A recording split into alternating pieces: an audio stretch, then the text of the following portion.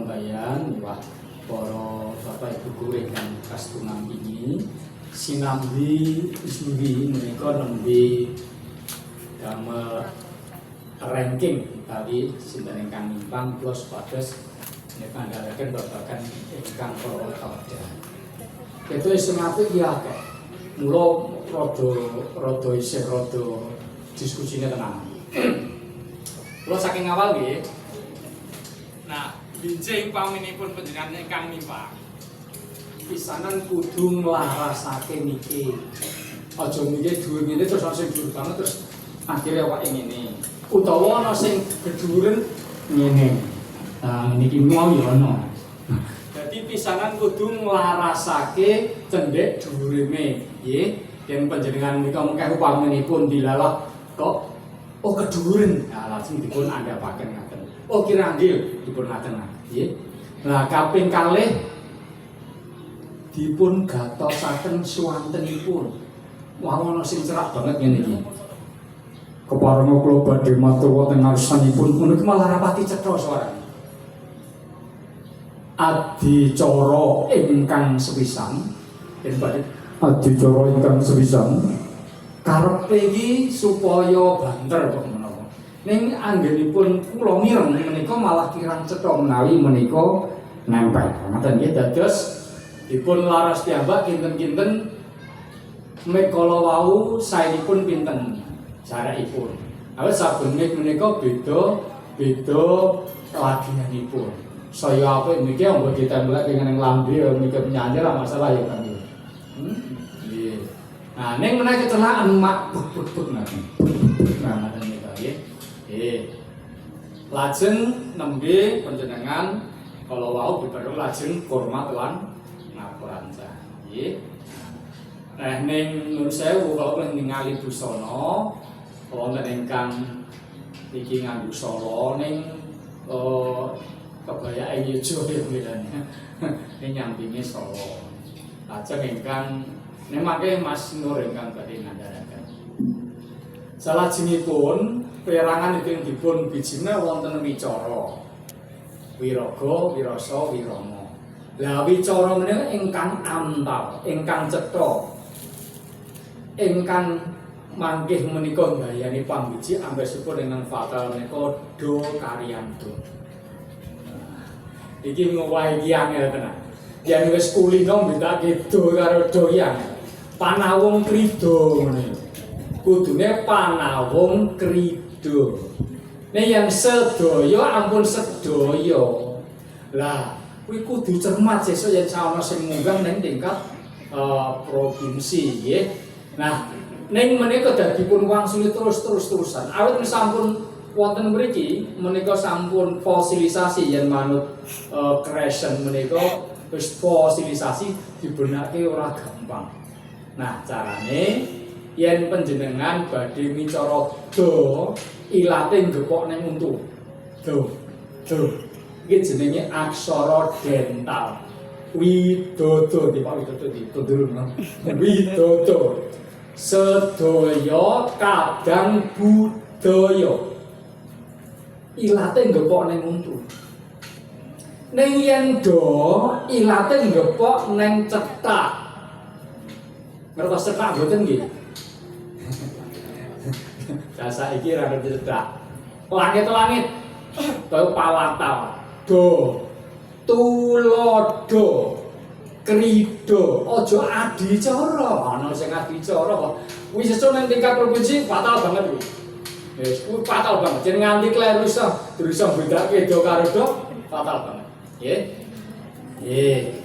Salajengipun cetha antal mboten sisah kesusu. Apik meneh ora maca. Nggih. Ning tetep nggawa MCK utawa QK sebab itu dudu pidato. Lah yen pidato mboten mawi napa-napa. Ning yen pranatacara kedah mawi. Ngaten. Namun isinipun setunggal menapa kalih menapa tiga aja dilempet-lempet nek ketok maca. Lah kuwi dadi bijine kurang. Nggih, yen panjenengan maos awit menika pranata cara menika keterampilan wicara mboten keterampilan maca. Sanajane maca apik lho. Niki pirang-pirang wong maca apik. Ning nun sewu yen lagi maca tegese daya juange kurang. Sebabnya orang butuh supaya kok boleh gini. Jadi suarane apik terus yen maca biasane wiramane wiragane ilang. Sebabnya apa? Wiramane menika menawi nun sewu panjenengan maca ketonto maca kaya wong maca. Nggih, lagune lagu maca. Lah wiraga menika gumantung isinipun. Lah nalika maca lha arep wiraga piye? Biasanipun lho menika gandeng cenengipun. Nek yen panjenengan ngaten, setunggal menapa, kalih menapa, tiga menapa saged eye contact kalian para tamu. Ning rene ketonto maca akhire nek ana sing good looking. Looking iki ditonton wis nyenengke nggih mboten. Good looking. Dados kados kuwi panjenengan remen menika menawi dipun pirsani ingkang juri menika. Nggih tetep benjing nek wonten maju tetep beto kiuka utawa anu sikap. Ning isinipun sampun ngantos kathah sanget terus diwolak-walik kudu maujo aku apike ya mung siji pambuka, loro kuman apa lagu Indonesia, telu pambagya kerja, papat apa lima panutup ngaten.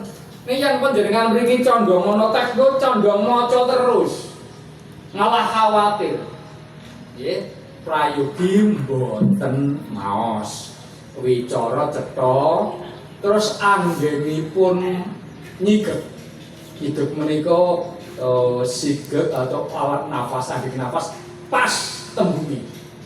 Ya, aku ora kelingen mau ana sing ora ngepas. Nang teks nang laptop. Nah, pas tembunge. Tegesipun supaya pas maknane. Ngaten nggih. Nggih, anggenipun nyiget. Terus prayogi mboten panjang-panjang. Kula wonten ing asar kula kentekan nafas. Jadi margane maca dawu banget nafase entek. Lah nek nafase entek lagune ilang. Coba sing tau pidato ngono iki apa pranata cara marga nafase entek pengin ngoyak titik lagune dadi ilang. Lah caranipun ndos pundi? Anggenipun maca pressing. Pressingnya ada dasar frase utawa tembung. Lah yen frase utawa tembung prayoginipun dipun damel ulem. Ulem menika mboten ngaten saengga salajengipun mboten ngaten. Saengga salajengipun ngaten. Saengga salajengipun. Lah yen saengga salajengipun kuwi pramuka. Nah, pramuka biasanya laporan ngono kuwi ya. Nah, dados saenipun mboten maos terus pressing ampun panjang-panjang. Nah, syukur mangke wiwit menika olah nafas, nggih. Wiwit olah nafas supados mboten katelasan, nggih, wicara, nggih. Lajeng wonten pitaken mriki. Yuk. Halo. Gurune ya oleh sinambing. Besok gue mulai dienggo sinau datang. Kaget ki mawon. Berdiskusi kalian ngentosi ingkang ngreka biji menika, nggih. Wicara antal. Sing baku bedake do karo do. Wah, kowe nek nganti salah ning kono wis langsung. Nah, ning yen lagu lajeng antaling tembung kedaling lisan kuwi kalah nek karo do karo do. Sing penting do karo do dieling-eling. Wah, nggih, do karo do dieling-eling. Lagunipun lancar ora dibulan baleni membuat mentulis suara wonten antal cetha nggih. Kaping kalih kuwi raga. Lah wiraga menika panjenengan eyes contact kalian para pamirsa atau pengen sangawu dibanjuri menika. Dados nalika panjenengan ngaten nggih, nun sewu anggenipun nyapa ampun ngaten nggih. Nah, kurang gagah. Yen nyapa ngene kurang gagah ning rada nggih. Ampun mulih ngaten nggih. Rada ngene. Nah, aja ning ngarep nggih. Nah, lajeng eyes contact tegesipun mesane menika pamanipun panjenenganipun Bapak Bupati Bantul ingkang saputu miloryo. Ibu Kepala Dinas Kebudayaan ingkang satuku kinurmatan miwah sangyo para tamu ingkang winamtu ing pakurmatan. Lah nalika micara menika lan panjenengan kaliyan Wiraga menika tegesipun ais kontak kaliyan para ingkang dipun hormati. Wonten mriku menika. Ning yen panjenengan maos kuwi lali mesti. Sebab konsentrasi nang teks. Ning yen setengah apal utawi prayogi boten maos ning tetep beto menika. Nah, terus mijing menawi ingkang nimpang tetep beto. Nggih. Rumiyin wonten satunggaling patembahan maos geguritan. Nah, sijine nganggo ngene, sijine ra nganggo, sing dimenangke ra nganggo. Gurune protes. Iki maca geguritan kudu deklamasi. Dados senajan juga kudu nggawa ngene. Sanajan ora diwaca. Kok mung dienggo gaya. Nek yen deklamasi ora kanggo teks. Kados menika yen pranatacara prayogi mbeta kiuka. Ning yen panjenengan lomba sesorah mboten sisa. Nah, menika dunungipun ngaten nggih. Terus Wiraga panjenengan foto kaji kala wau saged. Nah, eling menawi tiyang sumangga sampun ngantos Bapak Bupati Mandul kula sumanggaaken Ustaz sapa mas?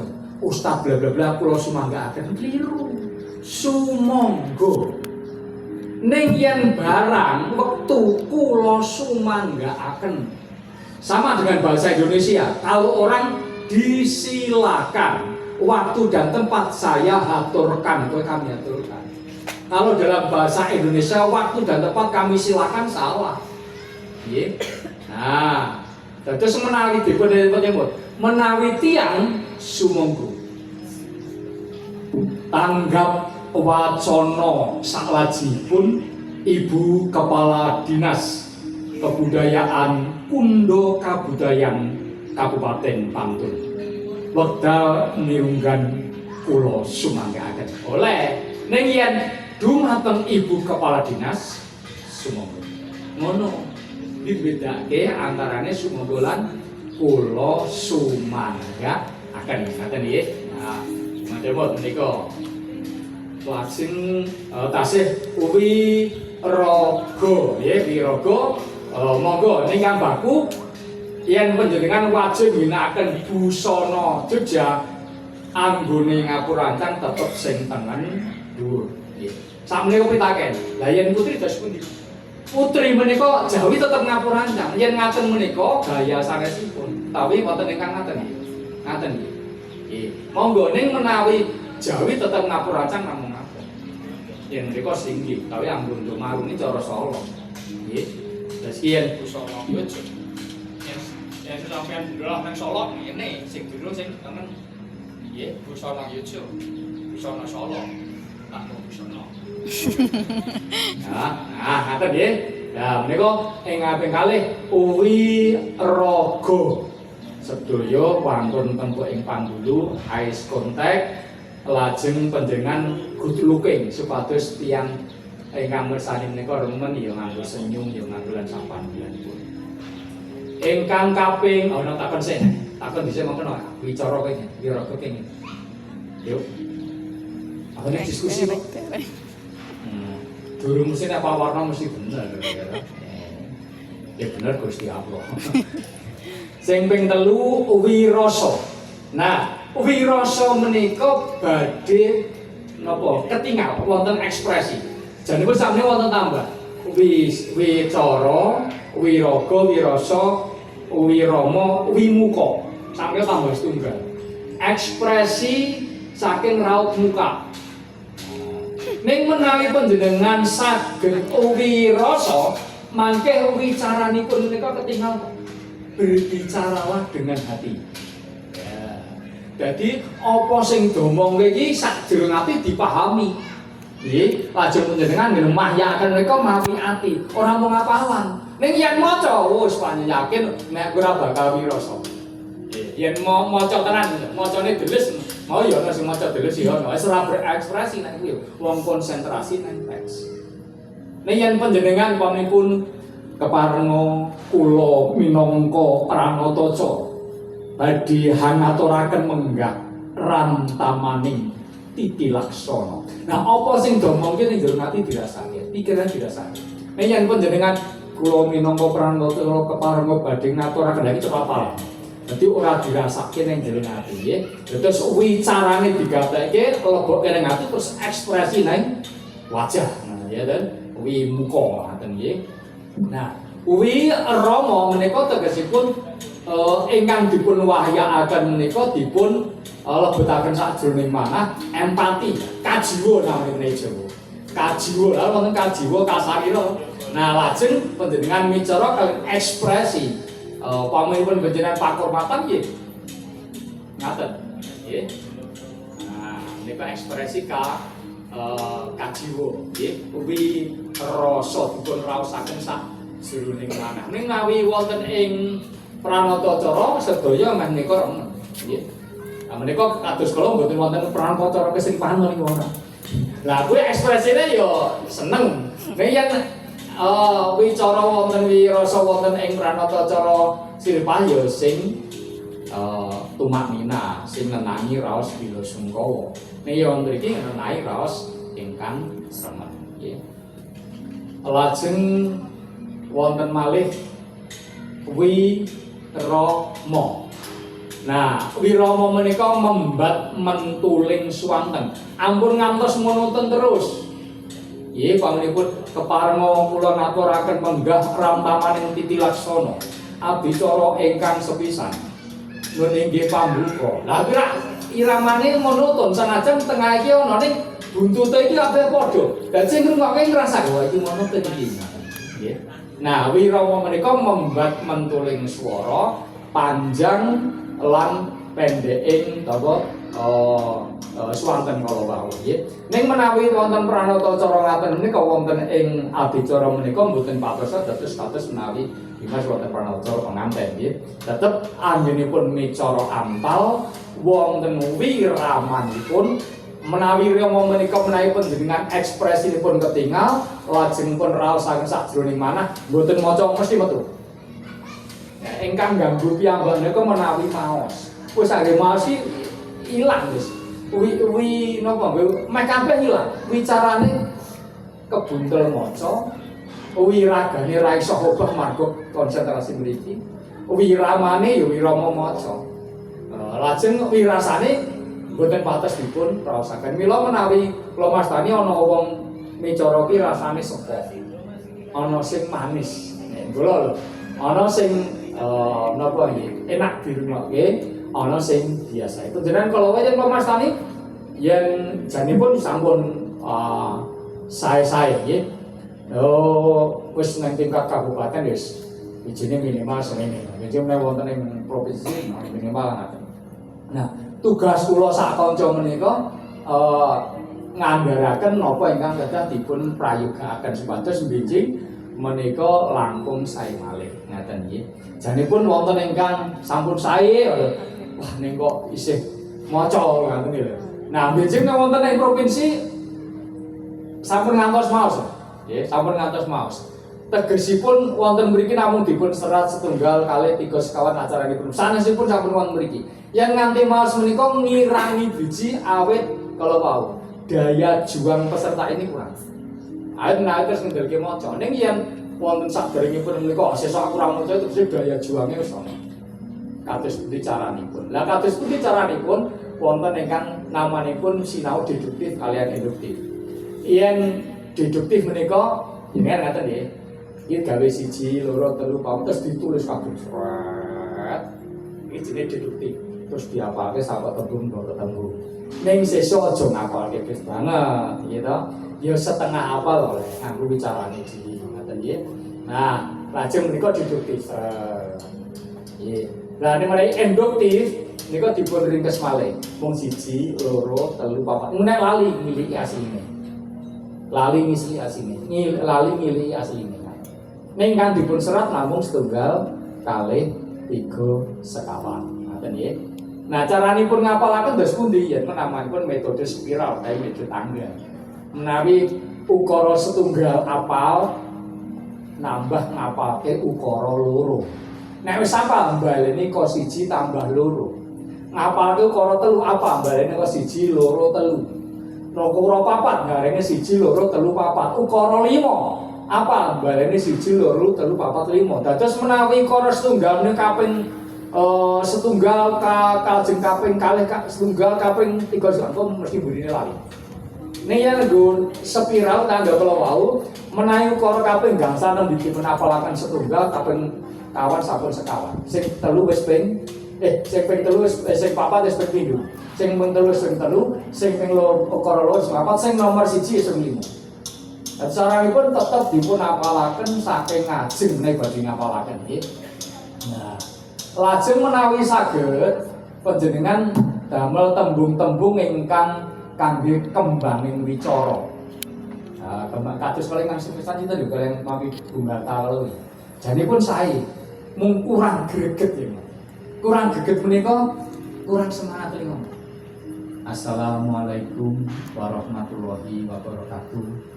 Kula minangka Pranatacara kepareng badhe ngaturaken luwih rangkamaning adicara ingkang sinika. Kuwi ya kena ning kuwi nek nang RT ngono kuwi, ora dilomba. Nggih, lomba kudu greget. Kula minangka Pranatacara keparenga badhe ngaturaken menggah ramtamaning titilaksana. Ning nek sampean ngono kuwi nang RT malah digeguyu. Kok pas arisan Dharma Wanita kuwi lagune ngono kuwi ora cocok, nggih to. Kalau lagi pertemuan rapate keparenga kula minangka Pranatacara badhe ngaturaken menggah rapat ing sinten menika. Aneh malah, ya ta. Ning yen rapat cekep keparenga para kadang monggo rapat ingkang dipun wiwiti kula minangka Pranatacara badhe ngaturaken ranteman titilaksana. Sing rapat mung 5 kene pemuda. Nah, dados wicara menika gumantung saking kaharanipun. Yen sampun rampung langsung mboten ngertosi kula. Kula ngertosi piyambakipun. Pun aku nderek kok saja iki diskusi bicara-bicara iki. Mau apik-apik marang gitu ya. Apik-apik niku. Yen kula mayoritas menika janipun nggih sae nggih. Ning nggih sedaya menika mesti wonten ingkang kirang menika wong jenenge patem mbayang utawa lomba menika sampun wajar nggih. Mboten pitaken. Halo. Hai. Hai, halo. Ayo takono. Yo. Mboten wonten. Mboten wonten. Nah, mangge iringan apa mboten Pak? Apik yang iringan. Nggih. Kangge iringan langkung sae nalika mlebu. Ning nalika micara menika iringanipun rep rumiyin lagi mlebu aja ditabrak. Nah, ditabrak kecoke ora siap. Antara kompak antarane sing nyetel karo sing micara. Nah, terus mulai badhe iringan nah, iringane ki aja, wae ana sing nganggo solo mau. Aku tak tulisi, iki iringane lancaran solo. Nah, yojo ingkang yojo deles nggih, wonten nganggo solo. Lah ngerti solo ki aja tak guru karo pendamping. Menika gede yojo napa solo amane koordinator nggih. Lah lajeng sampun samekta mriko nedhi mlebet, aja ditabrak. Yen nabrak menika cetha yen kirang kompak. Anginipun kolaborasi nggih. Monggo arep pelayon ya kena, arep nganggo slokok ya kena, lancapan. Nah, menawi wonten iringan sae iringan nggih. Lajeng menawi saged menika nggih micara mboten sah digawe-gawe banget. Ning yo kudu digawe-gawe. Nek ora digawe-gawe malah ora payu. Ning aja banget le gawe-gawe lho. Dadi terus ketok ora natural ngoten nggih. Ya menipun keparenga kula badhe ngaturaken menggaram tamaning adicara lha ketok gawe-gawe. Iya to? Ning sampun ngantos Bapak Ibu keparenga kula badhe ngaturaken rangkamaning adicara wonten ajeng nika. Lah kuwi jenenge ya ora bakal mlebu. Nggih, tetep kudu digawe kanthi antal kala wau wirama wicara wiraga rasanipun. Eri cetha nggih. Nah, maksud kula pricing menika kados kula aturaken pricing kaliyan ngentosi sanesipun. Anggenipun micara menika mboten dawa-dawa. Ya, upaminipun adicara ingkang kapisan. Kasing slamet K. Mboten sepisan. K. Mboten nomor. Sebabe nek sepisan ora sepindho setelu ora ono. Ning nek kapisan kapindho, katelu, kapat, kalima, kaenem. Yen nganggo ka ya. Yen padhe jenenge. Inu ninggih pambuka adicara ingkang kaping kalih atur palaporan ketua panitia. Nah, apike siji lan sijine dikembangke nganggo wicara liyane mboten. Adicara sepisan kaping kalih, wicara kaping 3, kaping sekawan, kaping 6 mboten ngaten. Ning dikembangke wicarane supados dipun biji menika kreatif. Keparenga kula minangka Pranataca badhe ngaturaken menggah rantamaning titilaksa adicara kapisan niki pambuka. Adicara ingkang kaping kalih atur palaporan ketua panitia. Kalamun sampun paripurna hangancik laksitaning gati ingkang kaping 3 niki adicara tanggap wacana. Nah, ngono kuwi dadi siji-siji ora ajira sepisan kaping kalih kaping 3. Dadi mengki supaya ana kekembangane. Nggih. Nah, lajeng sampun ngaten nggih. Titi laksana ingkang kaping 4 nuninggih patembayan lagu dolanan anak. Pamanipun ngaten nggih. Nah, menika sampun paripurna. Wonten pitaken? Mangke babagan busana menika Dimas Nur Faisal nggih. Nah, lajeng kemawon mriki Dimas. Nggih. Nggih pun andharaken sekedhap babagan busana. Nggih, mangke lajeng woro. Atur nuwun. Nggih. Assalamualaikum warahmatullahi wabarakatuh.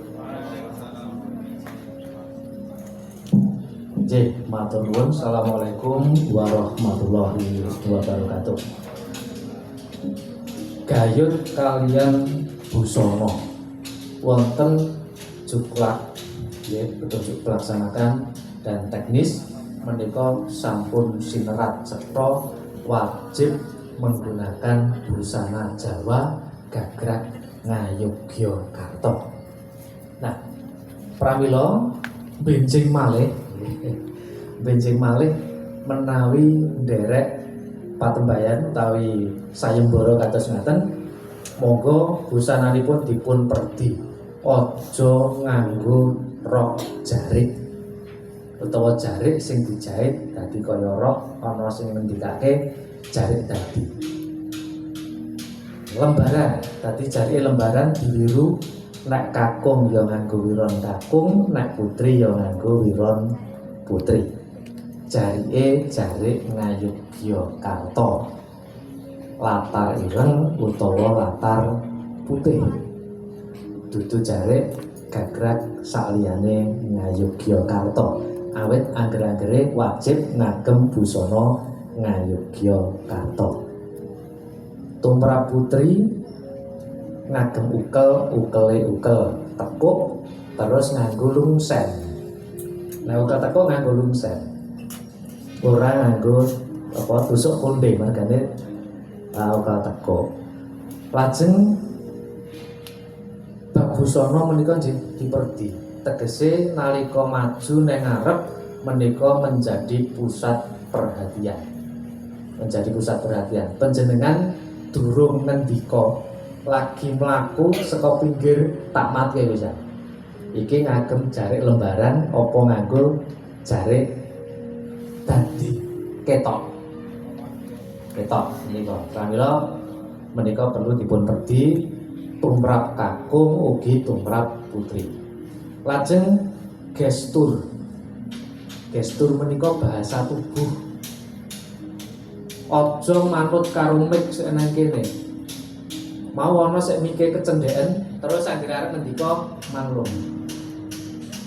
Ana sing mike kedhuwuren dadi ketika didelok mike iki nang bathuk kene. Nah, mik menika pertama kali panjenengan mlebu menika ditotose. Dipaske karo slirane. Mike peka berarti aja cedak-cedak mik dikei let. Supayanya apa? Supayanya nalika dipirsani dari sudut manapun menika badhe katingal sae. Menika gayut kalian gestur. jejering panatacara sekecil apapun prayoginipun ngasta cathetan. Ngasta cathetan. Senajan tok apal di luar kepala ning prayoginipun menika ngasta cathetan. Mbok menawa ning ngarepe lali ora terus ngeblek. Panatacara didi deklamasi. Dadi anggenipun menika beda karo deklamasi. Terus panatacara tumrap Ngayogyakarta menika ora kudu bengok kok. Sing biasane MC bengok ki MC Indonesia. Nah, nek sing Ngayogyakarta menika ora kudu bengok. Nah, kados pundi mangke formulasi menika saged dipun persugi. Nggih. Menika sawetawis nggih wonten malih tambahan. Iringan. Nalika ngagem iringan menika dipun cundhukaken kalian kawontenan. Oh iki ning Ngayogyakarta, ya berarti iringane aja Banyumasan. Aja Sundha. Kula wau kaget ketika iringan disetel kok Raja Manggala. Raja Manggala menika gending pakurmatan rawuhipun ngarsa dalem Sri Sultan Hamengkubuwana. Iki ngarsa dalem nderek anu apa ya? Lomba apa ya? Kok Raja Manggala sing muni. Lah menika perlu dipun mangertosi. Terus nalika ginakaken iringan, ya iringane sing ora perlu nganggo sindenan. Instrumental saja. Mergane apa? Mergane nalika ngendika supaya ora tumpang suh. Tema menika dipun gatosaken. Temane apa? Iki tema ulang tahun DIY apa tema ulang tahun kota Yogyakarta? Mergane beda. Ulang tahunnya kota kalian DIY itu beda. Tanggalnya beda. Penyebutan Gubernur DIY, Wakil Gubernur menika cekap Gubernur DIY Sri Sultan Hamengkubuwana kaping 11. Wakil Gubernur DIY Sri Paduka Pakualam kaping 11. Menika cekap, mboten perlu gelar komplit kaya nek jumeneng nek kraton. Terus beda antarane gubernur karo jejering sultan. Nggih, antawisipun menika ingkang kula aturaken lan sakmangke kula badhe ngaturaken asiling lomba utawi sayembara. Berita acara kejuaraan lomba pranatacara SMA SMK MA sederajat se-Kabupaten Bantul tahun anggaran 2026. Pada hari ini Kamis tanggal 18 Juni 2026 bertempat di Balai Kalurahan Wukir Sari Kapanewon Imogiri Kabupaten Bantul. Kami selaku Dewan Juri pada penilaian lomba pranatacara SMA SMK MA sederajat tahun anggaran 2026. 1. Nama Profesor Dr. Haji Suwarno MPD Ketua. 2. Faisal Nursinggih STP Anggota. 3. Dr. Sri Hertanti Wulan Anggota. Berdasarkan hasil pemilihan dan sidang Dewan Juri memutuskan dan menetapkan kejuaraan sebagai berikut. Harapan kedua dengan total nilai 1023 peserta dengan nomor undi 42. Nama Faseluna Finsa Soliha dari SMA Negeri 2 Bantul. Juara harapan 1 dengan total nilai 1029. Peserta dengan nomor 28. Nama Rara Sekar Pinilih dari SMK N1 Bantul. Juara ketiga total nilai 1030. Peserta dengan nomor undi 40 atas nama Afrizal Irsyad Raffi dari MAU Al-Imdad Bantul. Juara kedua total nilai 1035. Peserta dengan nomor 37 nama Marsa Yuli Maulidia dari SMAN 2 Bantul. Dan sebagai juara pertama, peserta dengan nomor undi 45, nama Ninatun Solekah dari SMAN 1 Dringo Bantul, total nilai 1037. Ditetapkan di Bantul pada tanggal 18 Juni 2026. Dewan Juri Profesor Dr. Haji Suwarno MPD Ketua, Faisal Yasin STP anggota, dan Dr. Seniger Tampi Wulan anggota. Mekaten menggah kejuaraan ingkang sampun unggul wonten ing dinten menika. Matur nuwun. Assalamualaikum warahmatullahi wabarakatuh.